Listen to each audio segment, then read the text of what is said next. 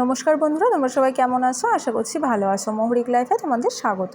আজকে আমি বানাবো আম পোড়ার শরবত। যেই পরিমাণে গরম পড়ছে, শরবত বলো বা আইসক্রিম সব কিছু খেতেই কিন্তু বেশ লাগে।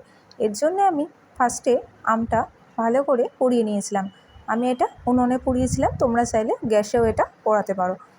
এরপর খুব সাবধানে আমগুলো তুলে নিয়েছিলাম। এরপর পরিষ্কার জলে আমগুলো ভালোভাবে ছাড়িয়ে নিতে হবে। ওপরের যে পোড়া অংশটা ছিল সেইগুলো ভালোভাবে ছাড়িয়ে নিয়েছিলাম।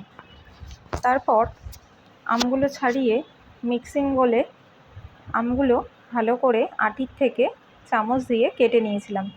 নরমই থাকে, তাও চামচ দিয়ে আঁটির থেকে কাচিয়ে কাচিয়ে জিনিসগুলো বের করে নিতে হবে। এরপর এর মধ্যে দিয়ে দেব পরিমাণ মতো চিনি দিয়ে ভালো করে এটা ব্লেন্ড করে নেব। তোমরা চাইলে এটা হাত দিয়েও মেখে নিতে পারো। আমি এটা মিক্সিতে ব্লেন্ড করে নিয়েছিলাম। এরপর একটা পাত্রে জল নিয়ে, ঠান্ডা জল নিয়েছিলাম। জল নিয়ে এর মধ্যে আমের যে পাল্পটা তৈরি হয়েছিল সেটা এর মধ্যে দিয়ে দেব। এর মধ্যে দিয়ে দেব পরিমাণ মতো বিট লবণ। তোমরা চাইলে এর মধ্যে পুদিনা পাতা অ্যাড করতে পারো, হজমোলাও অ্যাড করতে পারো। আমার কাছে পুদিনা পাতা ছিল না, তাই আমি দিইনি।